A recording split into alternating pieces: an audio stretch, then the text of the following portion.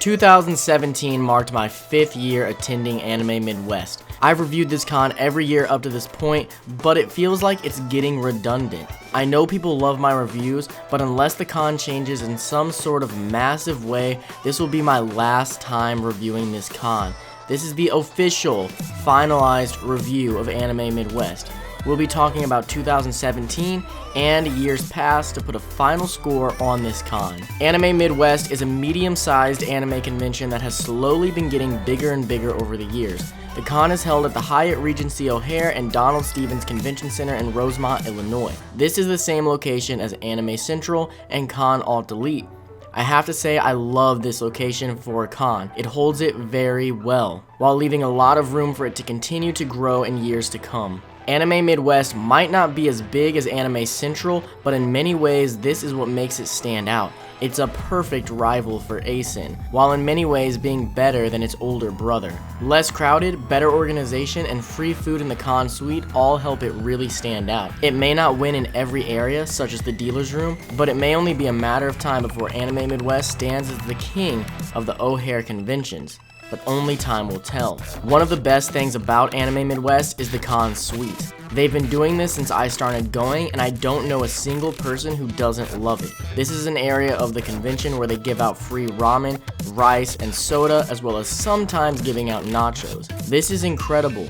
No one should ever go hungry at Anime Midwest. The fact that this stays open until 2 a.m. every night is crazy, and it really does make Anime Midwest stand out. I will also mention that if you're not into drinking pop, like me, they have water stations everywhere at this con, so you don't need to worry about getting dehydrated. Registration at Anime Midwest has been getting better and better over the years, and 2017 was somehow light years better than the already good registration in the past. It literally took us 2 minutes to get our badges. The process for pre-registration and at-con registration were both incredibly organized and streamlined. I have never gotten a badge that quick. Whatever it is they're doing, other cons need to take notes on it. The dealer's room at Anime Midwest takes up a large section of the convention center. Over the last few years, it's gotten a little bit bigger, but this year was a notable increase in size. Now don't go in expecting it to be as big as ASIN's dealer's room, but it is absolutely an acceptable size with a lot to look at while still having a lot of room to grow even bigger in the future. Anime Midwest's video game room has gotten much better over the years. When I started going, it was very small. They hit a really good spot in 2016 with a nice selection of game consoles and arcade rooms, but I was a bit disappointed to see it didn't grow at all this year. It was basically the exact game room from last year, which is great, a very solid game room, but there's without a doubt room for improvement here, so I really hope they take advantage of that in the coming years. Anime Midwest does this amazing thing where they hold a lot of concerts over the weekend. I know this year they had a Vocaloid concert, and often people like Steam Powered Giraffes, as well as a few other bands and rappers performing during the con. Sadly, I didn't make it to any of them this year, but I've been multiple times in the past, and am so glad they continue to support this part of the convention, as it gives people something really fun to do other than walk around the convention all weekend. Anime Midwest runs solid panels. Great things for all ages. Anyone can go to most of their panels and have a great time, but at night they also host well put together 18+ panels like the Burlesque Show, which has gotten much bigger and better over the years, and judging by the amount of people in that panel this year, it's becoming a main attraction at Anime Midwest. I didn't get to go to a lot of panels this year, but Anime Midwest has had problems with panels starting on time in the past. I heard this was again a problem this year, but it is getting better and better. Personally, the few that I did go to started on time or early, so for me at least, this area of organization seemed better than ever, but I obviously can't speak for every panel. One of the panels I ended up missing this year was the cosplay contest, though I was told it was as good as ever. They run one of the better cosplay contests I've seen, with nice attention to detail and very enjoyable halftime shows. If it's anything like it was in past years, it's worth checking out. The guests they get at Anime Midwest just keep getting better. They've always managed to pull a lot of people, but they seem to get more every year. Voice actors, artists, musicians, YouTubers, industry guests, artists, even studios straight from Japan such as MAPPA and Studio Trigger.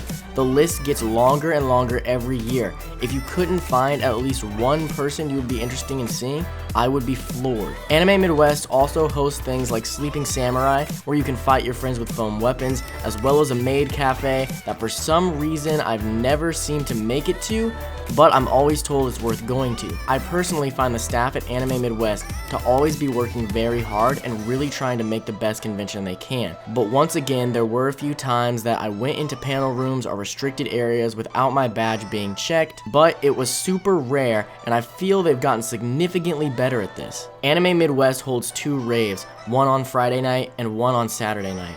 These 2 raves are actually a bit different. Fridays is run by DJ Oso and his crew, while Saturdays is run by voice actor Greg Ayres.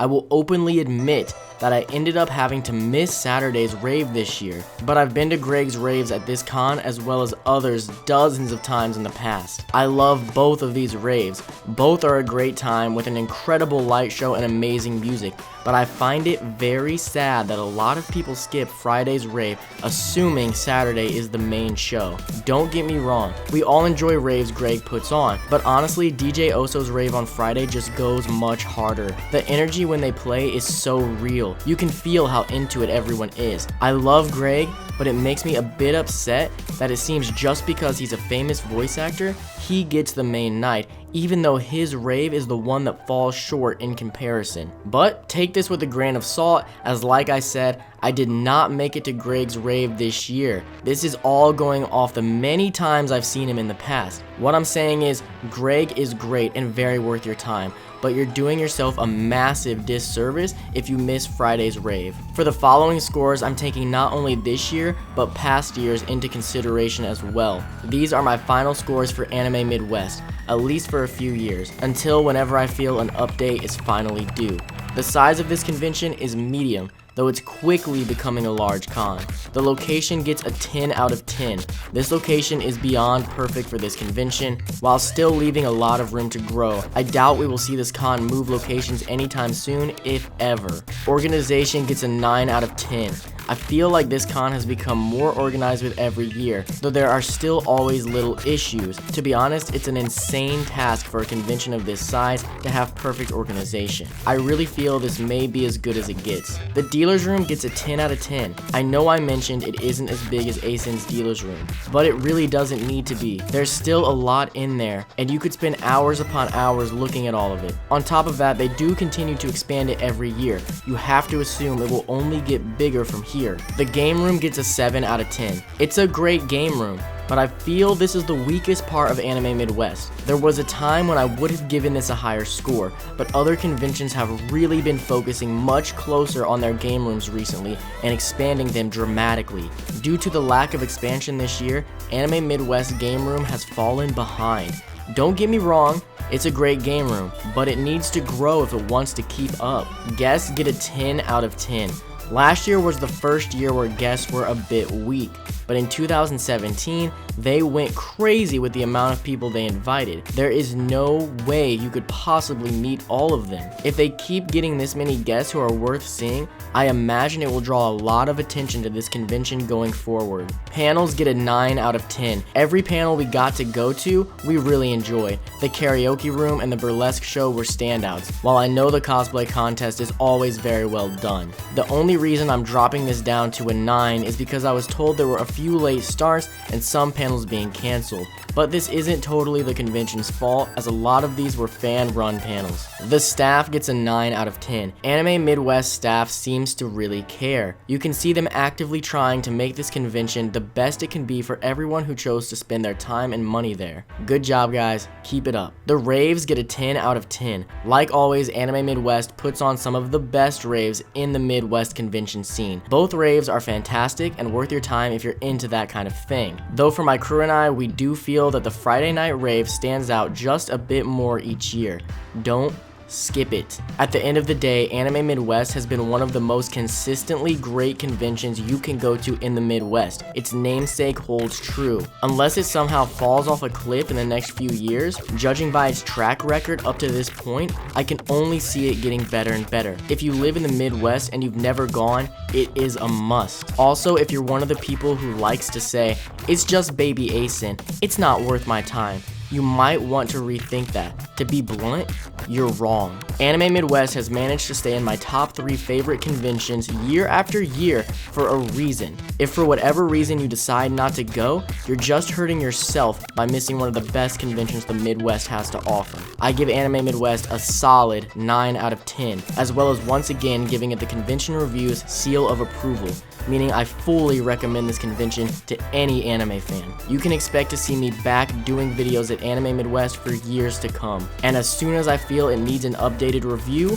I will be the first on it. Don't forget to check out my vlogs and music videos to see even more Anime Midwest goodness.